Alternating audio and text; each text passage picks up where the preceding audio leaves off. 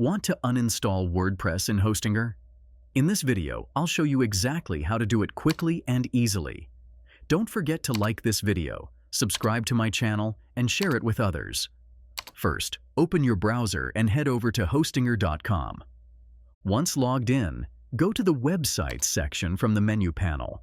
You'll see a list of all your websites under your hosting plan. Find the website where WordPress is installed and click on the dashboard button next to it. On the next page, look for the website option again in the new menu panel and select Auto Installer.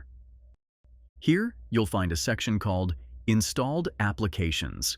If WordPress is installed, you'll spot it here with a triple dot icon on the right corner.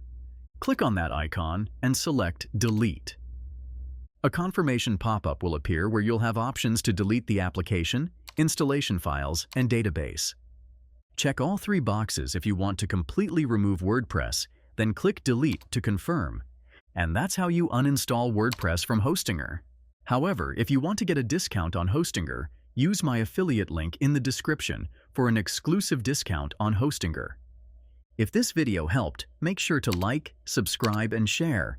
See you in the next video.